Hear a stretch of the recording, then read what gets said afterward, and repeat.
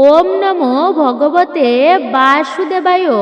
জয় শ্রীকৃষ্ণ। রাধে রাধে। নমস্কার, সবাইকে সুস্বাগত জানাই রায়কিশোরী দীপা অর্থাৎ সনাতন ধর্মীয় তথ্যমূলক চ্যানেলে। পবিত্র পূর্ণ মাঘ মাসে আপনারা ভুলেও তুলসী তলায় এই দিনে জল আপনারা অর্পণ করবেন না বা আপনারা তুলসী তলায় এই দিনে জল দেবেন না। তুলসী মহারানী হচ্ছেন স্বয়ং বৃন্দা দেবী। তিনি কিন্তু শুধু একটি গাছই নয়, যে শুধু একটি বৃক্ষ তা কিন্তু নয়, তিনি সাক্ষাৎ লক্ষ্মীর রূপ হচ্ছেন এবং ভগবান শ্রীকৃষ্ণের বা শ্রী বিষ্ণুর অতি প্রিয় তিনি বিষ্ণুপ্রিয়া। বিশেষ করে মাঘ মাস হিন্দু শাস্ত্র মতে অত্যন্ত পুণ্যময় একটি মাস। এই সময় গঙ্গা স্নান, দান, ধ্যান এবং তুলসী সেবার গুরুত্ব অপরিসীম। তবে ভক্তি থাকলেই তো আর হলো না। শাস্ত্রীয় বিধিনিষেধ না জানলে পুণ্য অর্জনের পরিবর্তে অজান্তেই আমরা অমঙ্গল ডেকে আনতে পারি, অশুভ ডেকে আনতে পারি আমাদের গৃহে। তাই আজকের এই ভিডিওতে প্রত্যেকে আপনারা জানবেন মাঘ মাসে ভুলেও কোন কোন দিন তুলসী গাছে জল দেওয়া একদমই উচিত নয়, একটি তুলসী পাতা সংগ্রহের সঠিক নিয়ম কি ও নিষিদ্ধ তিথি কি রয়েছে, অর্থাৎ তুলসী পাতা সংগ্রহ করার বিশেষ নিয়ম কি এবং নিষিদ্ধই বা কি রয়েছে, আর তুলসী তলায় প্রদীপ প্রজ্বলনের নিয়ম বা মন্ত্রই কি রয়েছে। বাস্তুশাস্ত্র অনুযায়ী তুলসী গাছের অবস্থান ও নিষিদ্ধ কাজগুলি কি, তুলসী মঞ্জুরি দেখা দিলে তা করণীয় কি আমাদের। আজকের ভিডিওটি কিন্তু খুবই গুরুত্বপূর্ণ হতে যাচ্ছে প্রতিটি সনাতনী ব্যক্তিদের জন্য। তো আসুন আমরা আসল পর্বে অর্থাৎ মূল পর্বে যাওয়ার আগে প্রত্যেককে সুস্বাগত জানাই রায়কিশোরী দীপা অর্থাৎ সনাতন ধর্মীয় তথ্যমূলক চ্যানেলে। আমি দীপা। সকলে কেমন আছেন? নিশ্চয়ই ঈশ্বরের অশেষ কৃপায় সকলে ভালো আছেন, সুস্থ আছেন। অবশ্যই সকলে মনোযোগ সহকারে শ্রবণ করবেন আজকের ভিডিওটি শুরু থেকে শেষ পর্যন্ত। শ্রবণ করে যদি আপনাদের ভালো লেগে থাকে ভিডিওতে অবশ্যই একটি লাইক করবেন এবং কমেন্টে জয় মা তুলসী মহারানীর জয় অথবা আপনার গুরুদেবের নামটি একটি বারের জন্য হলেও লিখে জানাবার জন্য বিশেষভাবে অনুরোধ করছি। অবশ্যই যদি আপনি আমাদের চ্যানেলে নতুন দর্শক হয়ে থাকেন তো বিনীত অনুরোধ চ্যানেলটি সাবস্ক্রাইব করে পাশে থাকা নোটিফিকেশন বেল আইকনটি অবশ্যই অল করে দিবেন। ভিডিও থেকে আপনারা উপকৃত এবং সমৃদ্ধ হবেন। তাহলে চলুন প্রবেশ করা যাক আজকের মূল আলোচনা। মাঘ মাসের পবিত্রতা ও তুলসী দেবীর মাহাত্ম্য অপরিসীম। হিন্দু ক্যালেন্ডার অনুযায়ী মাঘ মাস হচ্ছে ত্যাগের মাস, আধ্যাত্মিকতার মাস।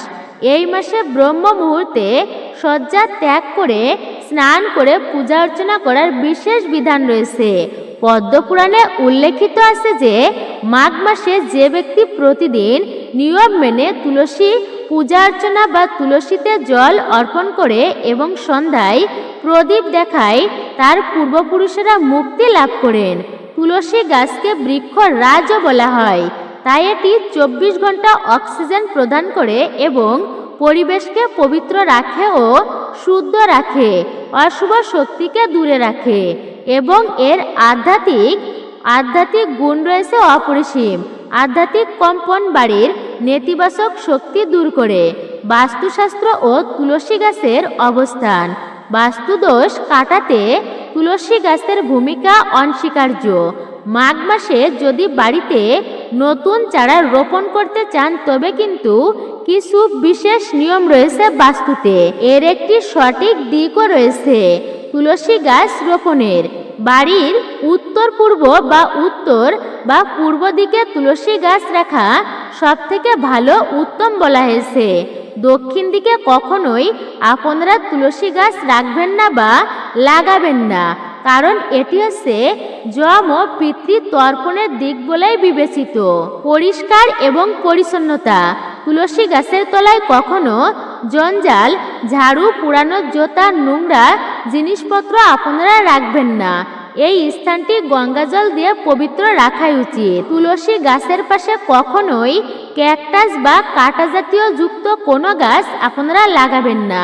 তবে তুলসীর পাশে শমী গাছ লাগানো খুবই শুভ বলেই মনে করা হয়। তুলসী তলায় বর্জনীয় কাজ হচ্ছে ভুল বশতও কিন্তু কিছু কাজ আমাদের পূর্ণ ক্ষয় করে তেমন কাজ করা উচিত নয় এবং ঘরে অমঙ্গল আনে। 1. তুলসী গাছের তলায় দাঁড়িয়ে প্রসাব করা বা থুতু ফেলা ঘোরতর অপরাধ। 2. মহিলাদের ঋতুস্রাব চলাকালীন তুলসী গাছ স্পর্শ করা বা জল দেওয়া নিষিদ্ধ। 3. তুলসী গাছের ডাল ভেঙে দাঁতন হিসাবে ব্যবহার করা উচিত নয়। 4. গাছের আশেপাশে ভিজে কাপড় শুকাতে দেবেন না আপনারা, এতে দেবীর অপমান করা হয়। বৈজ্ঞানিক ভিত্তি ও স্বাস্থ্যগত উপকারিতা কি রয়েছে? মাঘ মাসে তুলসী পূজা করার পেছনে কেবলমাত্র ধর্মীয়ই নয়, বৈজ্ঞানিক ভিত্তিও রয়েছে, বৈজ্ঞানিক কারণও রয়েছে। তুলসী পাতা হলো প্রাকৃতিক অ্যান্টিবায়োটিক। শীতকালে যখন বায়ুদূষণ ও ঠান্ডাজনিত রোগ বৃদ্ধি পায় তখন তুলসী গাছের সান্নিধ্য এবং এর বায়ু পরিশোধন ক্ষমতা আমাদের ফুসফুসকে সুস্থ রাখে। প্রতিদিন সকালে খালি পেটে তুলসী পাতা না খেয়ে আপনারা চিবিয়ে গিলে খেয়ে ফেলতে পারেন। রোগ প্রতিরোধ ক্ষমতা এটি বহুগুণ বেড়ে যায় এর ফলে। মাঘ মাসের ভোরে তুলসী তলায় জল দেওয়ার মাধ্যমে আমরা বিশুদ্ধ অক্সিজেন গ্রহণ করি, যা স্বাস্থ্যের জন্য অত্যন্তই উপকারী। মাঘ মাসে তুলসী বিবাহ ও দাম্পত্য সুখের যোগসূত্র রয়েছে। সাধারণত কার্তিক মাসে তুলসী বিবাহ বা দেবউত্থান একাদশী পালিত হয়, তবে শাস্ত্রমতে মাঘ মাস হল সেই সময় যখন তুলসী দেবী এবং ভগবান শালিগ্রামের শক্তির পূর্ণ মিলন ঘটে। মাঘ মাসে যারা নতুন করে সংসারে প্রবেশ করেছেন বা যাদের দাম্পত্য জীবনে কলহ চলছে তাদেরকে বিশেষ করে বলছি, এই জন্য এই মাসের প্রতিটি বৃহস্পতিবার তুলসী দেবীর বিশেষ পূজা অর্চনা করা অবশ্যই উচিত এবং বিশেষ ফলদায়ক আপনারা প্রাপ্তি করবেন। এর ফলে এটি বিশেষ ফলদায়ক বলা হয়েছে। একটি শালিগ্রাম ও তুলসীর মিলন রহস্য। আপনারা এখন জানবেন শালিগ্রাম শিলা ও তুলসীর মিলন রহস্য কি রয়েছে। মাঘ মাসে তুলসী গাছের গোড়ায় একটি শালিগ্রাম শিলা স্থাপন করা অত্যন্তই শুভ। বলা হয় শালিগ্রাম হলো ভগবান বিষ্ণুর নিরাকার রূপ। মাঘের শীতল ভোরে যখন তুলসী দেবীর চরণে শালিগ্রামকে রাখা হয় তখন এক বিশেষ আধ্যাত্মিক তরঙ্গের সৃষ্টি হয়, যা বাড়ির বাস্তুদোষ সম্পূর্ণই নির্মূল করে দেয়। এই মাসে যারা তুলসী তলায় শালিগ্রাম রেখে অভিষেক করেন তাদের ঘরে কখনোই অর্থের অভাব হয় না। 2. অবিবাহিত মহিলাদের জন্য বিশেষ প্রতিকার হচ্ছে, যাদের বিবাহে বাধা আসছে তারা মাঘ মাসে প্রতিদিন স্নান কার্য সম্পূর্ণ করে একটি হলুদ সুতা তুলসী গাছের চারিদিকে 7 বার প্রদক্ষিণ করে তা বেঁধে দিন। এই সময় মনে মনে নিজেরা মনস্কামনা প্রার্থনা করলে বিবাহের বাধা দূর হয়। এটি মাঘ মাসের একটি অত্যন্তই শক্তিশালী তান্ত্রিক ও শাস্ত্রীয় টোটকা। মৃত তুলসী গাছ ও কর্মফলের প্রভাব। মাঘ মাসের প্রচণ্ড শীতে অনেক সময় সঠিক যত্নের পরেও তুলসী গাছ শুকিয়ে যায়। আমাদের সমাজে মৃত তুলসী গাছ নিয়ে অনেক ভ্রান্ত ধারণাই আছে। এই বিষয়টি বিস্তারিতভাবে আপনাদেরকে জানানো হলো। তুলসী গাছ শুকিয়ে যাওয়া কি অশুভ সংকেত? শাস্ত্র মতে যদি কোনো কারণ ছাড়াই মাঘ মাসে হঠাৎই তুলসী গাছটি শুকিয়ে যায় তবে বুঝতে হবে আপনার পরিবারের উপর আসা কোনো বড় বিপদ তুলসী দেবী নিজের উপর তা নিয়ে নিয়েছেন। এটি অশুভ নয়, বরং দেবীর আশীর্বাদ ও কৃপা। তবে মৃত গাছ বাড়িতে ফেলে রাখা অত্যন্তই অশুভ। মৃত তুলসী গাছ বিসর্জনের নিয়মও আছে। শুকিয়ে যাওয়া তুলসী গাছ কখনোই আবর্জনার স্তূপে ফেলবেন না। মাঘ মাসে কোনো এক শনি বা মঙ্গলবার দেখে সসম্মানে গাছটি তুলে নিয়ে কোনো পবিত্র নদী বা পুকুরে আপনারা বিসর্জন দিন। যদি আশেপাশে কোনো জলাশয় থেকে থাকে বা যদি না থেকে থাকে তবে নির্জন স্থানে আপনি মাটি খুঁড়ে তা পুঁতে দিন। আর যদি আশেপাশে কোনো জলাশয় থাকে তাহলে সেখানে আপনারা ভাসিয়ে দিন। এটি কর্মফল থেকে মুক্তি পাওয়া যায় এর ফলে। তুলসী কাষ্ঠ বা কাঠের বিশেষ ব্যবহারও আছে। মাঘ মাসে তুলসী সেবা করতে গিয়ে যদি কোনো ডাল শুকিয়ে যায় বা পুড়ে যায় বা যদি কোনো ডাল ভেঙে যায় তবে সেই শুকনো কাঠ সংগ্রহ করে তা অত্যন্ত পুণ্যের বলা হয়েছে। শুকনো কাঠের চন্দন মাঘ মাসে স্নানের পর শুকনো তুলসী কাঠ ঘষে কপালে তিলক কাটলে মন শান্ত থাকে এবং একাগ্রতা বৃদ্ধি পায়। এটি শিক্ষার্থীদের জন্য অত্যন্তই উপকারী। অশুভ শক্তি বিনাশ করে। মনে করা হয় মাঘ মাসে যে বাড়িতে শুকনো তুলসী কাঠের প্রদীপের আগুনের সংস্পর্শে আনা হয় সেই বাড়িতে কোনো প্রকার প্রেতাত্মা বা পূর্বপুরুষরা বা নেতিবাচক শক্তি প্রবেশ করতে পারে না। মাঘ মাসে তুলসী তর্পণ ও পিতৃপুরুষের মুক্তির বিষয়েও বলা হয়েছে। অনেকেই জানেন না যে মাঘ মাসে তুলসী গাছের মাধ্যমেও পিতৃপুরুষদের তর্পণ করা যায়। যারা গয়া বা কাশিতে গিয়ে তর্পণ করতে পারেন না তারা মাঘ মাসের অমাবস্যার তিথিতে এই একটি নিয়ম পালন করতে পারেন। একটি তামার পাত্রে সামান্য গঙ্গা জল, কালো তিল এবং একটি তুলসী পাতা নিয়ে দক্ষিণমুখী হয়ে তুলসী গাছের গোড়ায় তা অর্পণ বা নিবেদন করুন। আপনার পিতৃপুরুষের নাম শ্রবণ করে এই জল নিবেদন করে মানে পিতৃপুরুষের নাম আপনি স্মরণ করবেন। তাদের উদ্দেশ্যে এই জল নিবেদন করলে তাদের আত্মা শান্তি পায়। শাস্ত্র মতে মাঘ মাসে তুলসী দেবীর মাধ্যমে তর্পণ করা সরাসরি বৈকুণ্ঠে পৌঁছানো যায়। তুলসী দেবীর ধ্যানের বিশেষ মন্ত্র রয়েছে। মানসিক প্রশান্তি লাভ করা যায় এতে। মাঘ মাসের ভোরে তুলসী তলায় বসে কেবল জল দেওয়াই যথেষ্ট নয়। যদি আপনি নিচে অর্থাৎ এখন যেই মন্ত্রটি আপনাদেরকে বলবো তবে সেই মন্ত্রটি অবশ্যই ভক্তিতে পাঠ করবেন, তবে মানসিক দুশ্চিন্তা থেকে মুক্তি মিলবে আপনাদের। সেই মন্ত্রটি হচ্ছে ওম তুলসী শ্রী মহালক্ষ্মী বিদ্যা বিদ্যায়ে যশস্বী ধর্মায়ে ধর্মাধনানন দেবী দেবী দেব মনোপ্রিয়া। এই মন্ত্রটি জপ করলে মাঘ মাসের ঠান্ডাতেও শরীরের অভ্যন্তরে এক প্রকার আধ্যাত্মিক উষ্ণতা অনুভব হয়, যা যোগ সাধনার একটি অংশ। মাঘ মাসে তুলসী গাছের বিশেষ পরিচর্যা বিষয়েও বলা হয়েছে। শীতকাল হচ্ছে যত্ন নিতে হবে বিশেষ করে তুলসী দেবীর অর্থাৎ তুলসী বৃক্ষের। মাঘ মাসের কনকনে ঠান্ডায় তুলসী গাছ অনেক সময় কালো হয়ে যায় বা পাতা শুকিয়ে ঝরে পড়ে। একে বলা হয় তুলসীর শীত ঘুম বা সুপ্ত দশা। এই সময় গাছকে বাঁচিয়ে রাখতে নিচে আপনারা যে ধাপগুলির কথা আমি উল্লেখ করছি বা যে কথাগুলি বলছি আপনারা তা মেনে চলুন। হালকা গরম জলের ব্যবহার করুন। খুব ভোরে বরফ শীতল জল গাছের গোড়ায় দেবেন না, এতে শিকড় ক্ষতিগ্রস্ত হতে পারে।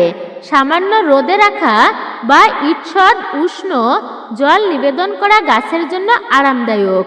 লাল চুনরি বা কাপড়ের আচ্ছাদন মাঘ মাসের ঠান্ডা হাওয়া বা কুয়াশা থেকে রক্ষা করতে তুলসী গাছকে পাতলা একটি লাল কাপড়ের ওড়না বা চুনরি দিয়ে ঢেকে দিন। এটি কেবল আধ্যাত্মিক সৌন্দর্যই বৃদ্ধি করে না, বরং গাছকে অতিরিক্ত ঠান্ডা থেকে সুরক্ষা দান করে। আর অবশ্যই আপনারা লক্ষ্য রাখবেন যাতে সেই কাপড়টি ভারী না হয়, যাতে সেই কাপড়টি অন্তত একটু হালকা হয়, সেই বিষয়টিও আপনারা লক্ষ্য রাখবেন। মঞ্জুরি পরিষ্কার করা। তুলসী গাছে যখন মঞ্জুরি আসে তখন মনে করা হয় মা তুলসী অনেক ভার বহন করছে। শাস্ত্র মতে এই মঞ্জুরি বেশি দিন গাছে রাখা উচিত নয়। মাঘ মাসে মঞ্জুরি শুকিয়ে গেলে তার সযত্নে কেটে ভগবান শ্রীকৃষ্ণের শ্রীবিষ্ণুর চরণে অর্পণ করুন। এতে তুলসী অর্থাৎ তুলসী দেবী ভারমুক্ত হয় এবং গাছের বৃদ্ধি ভালো হয়। তুলসী তলায় প্রদীপ এবং ধূপের মাহাত্ম্য অনেক। মাঘ মাসের সন্ধ্যায় তুলসী তলায় প্রদীপ জ্বালানো অত্যন্তই কল্যাণকর, যেহেতু প্রতিটি গৃহেই কিন্তু সন্ধ্যাকালে দেবীকে প্রদীপ দেখানো হয়। এটি গৃহের অশুভ শক্তিকে অর্থাৎ অশুভ শক্তি প্রবেশ করতে পারে না, গৃহে বাধা প্রাপ্ত হয়। প্রদীপের তেল সাধারণত ঘিয়ের প্রদীপ জ্বালানোই উচিত, সবথেকে উত্তম। যদি ঘি না থাকে তাহলে তিলের তেল ব্যবহার করা যেতে পারে। দিক প্রদীপ সবসময় উত্তর বা পূর্বমুখী করে রাখাই উচিত। মন্ত্র পাঠ করে প্রদীপ জ্বালানো শুভ। শুভম করতি কল্যাণম আরোগ্যম ধন সম্পদা শত্রু বুদ্ধি বিনাশায় দীপজ্যোতি নমস্তুতে। এই মন্ত্রটি পাঠ করলে বিশেষ সুফল পাওয়া যায় বলে উল্লেখিত। শীতের এই সময়ে যখন প্রকৃতি রুক্ষ হয়ে ওঠে তখন তুলসী দেবীর সেবা করা মানে হলো প্রকৃতির প্রতি কৃতজ্ঞতা প্রকাশ করা। বিশেষ করে তবে শাস্ত্র নির্দিষ্ট করে দিয়েছে যে মাঘ মাসের কিছু বিশেষ দিন আছে যখন গাছ সম্পূর্ণ স্পর্শ করা বা জল দেওয়া অত্যন্তই অশুভ বলা হয়েছে। মাঘ মাসে ভুলেও যে দিনগুলোতে আপনারা তুলসীতে জল অর্পণ করবেন না বা জল দেবেন না। শাস্ত্রীয় বিধান অনুসারে তুলসী গাছ অত্যন্তই সংবেদনশীল। কিছু বিশেষ তিথিতে মা তুলসী ভগবান বিষ্ণুর জন্য তিনি কিন্তু কঠোরভাবে নির্জলা ব্রত পালন করেন। সেই দিনগুলোতে জল দিলে তার ব্রত ভঙ্গ হয় বলেই বিশ্বাস করা হয়। রবিবার হচ্ছে বিশ্রামের দিন। সপ্তাহের 7 দিনের মধ্যেই রবিবার হলো সূর্যদেবের দিন এবং তুলসী দেবীর বিশ্রামের দিন। প্রচলিত বিশ্বাস অনুযায়ী রবিবারে তুলসী মা শ্রীহরির ধ্যানে মগ্ন থাকেন। এই দিনে গাছের গোড়ায় জল ঢাললে তার ধ্যান ভঙ্গ হয়। মাঘ মাসে হাড় কাঁপানো শীতে রবিবারের সকালে জল দিলে গাছের ক্ষতি হওয়ার সম্ভাবনা আরও বেশি থাকে। তাই শাস্ত্রমতে রবিবারে জল অর্পণ করলে গৃহের উন্নতি বাধাগ্রস্ত হয় এবং দারিদ্র্য নেমে আসে। একাদশী তিথি নির্জলা উপবাসের দিন। মাঘ মাসের শুক্ল ও কৃষ্ণ উভয় পক্ষের একাদশী তিথি অত্যন্তই গুরুত্বপূর্ণ। পৌরাণিক কাহিনী মতে তুলসী দেবী এই তিথিতে বিষ্ণুপ্রিয়া হিসেবে নির্জলা উপবাস পালন করেন। আপনি যদি এই দিনে গাছে জল দেন তবে তার উপবাস ভঙ্গ হয়ে যায়। উপবাস ভঙ্গের যে অপরাধ, সেই অপরাধের ভাগী হতে হয় আপনাকে। আপনার উপর পড়বে সেই অপরাধ। শাস্ত্রে বলা হয়েছে একাদশীতে তুলসী গাছে জল দেওয়া মানে হলো নিজের ভাগ্যের পথ রুদ্ধ করে দেওয়া। দ্বাদশী তিথিতে অনেকেই মনে করেন শুধু একাদশীতে জল না দিলেই হয়, কিন্তু দ্বাদশী তিথিতেও অর্থাৎ কিছু নির্দিষ্ট নিয়ম রয়েছে। বিশেষ করে একাদশীর পরের দিন অর্থাৎ দ্বাদশীর সকালে দেবী যখন উপবাস ভঙ্গ করেন তখন অতিরিক্ত জল দেওয়া উচিত নয়। সূর্যাস্তের পর তো একেবারেই জল দেওয়া উচিত নয়। সূর্যগ্রহণ, চন্দ্রগ্রহণ, মাঘ মাসে যদি গ্রহণ লাগে তবে গ্রহণের সময়কালে বা তার সূতককালে আপনারা তুলসী গাছ স্পর্শ করবেন না। এটি মহা অপরাধের এবং পাপের বলা হয়েছে। গ্রহণের সময় প্রকৃতিতে যে নেতিবাচক বিকিরণ ছড়িয়ে পড়ে তার থেকে রক্ষা করার জন্য তুলসী গাছকে কাপড় দিয়ে ঢেকে রাখা অবশ্যই উচিত এবং শেষ না হওয়া পর্যন্ত গ্রহণ জল দেওয়া নিষিদ্ধ। তুলসী পাতা সংগ্রহের কঠোর নিয়মাবলী রয়েছে। পূজার জন্য তুলসী পাতা প্রয়োজন হলে আপনারা যত্রতত্র যখন তখন তুলসী পাতা কিন্তু ছেঁড়া উচিত নয়। মাঘ মাসে এই নিয়মগুলো আরও কঠোরভাবে পালন করা হয়। নিষিদ্ধ তিথি রয়েছে একাদশী, দ্বাদশী এবং পূর্ণিমা অমাবস্যা তিথিতে তুলসী পাতা ছেঁড়া নিষিদ্ধ। সূর্যাস্তের পর বা সন্ধ্যাকালে বা রাত্রিতে অন্ধকারে কখনো তুলসী পাতা বা দুপুরের সময়ে তুলসী পাতা ছেঁড়া একদমই উচিত নয়। সন্ধ্যায় বৃক্ষরাজি বিশ্রাম নেয়, সেই সময় তাদের কষ্ট দেওয়া অপরাধ। নখের ব্যবহার করবেন না তুলসী পত্র ছেঁড়ার সময়। তুলসী পাতা ছেঁড়ার সময় কখনো নখ কিন্তু আপনারা ব্যবহার করবেন না। বৃদ্ধ অঙ্গুলি বা তর্জনী দিয়ে আলতো করে ডাল থেকে পাতা আলাদা করতে হয়।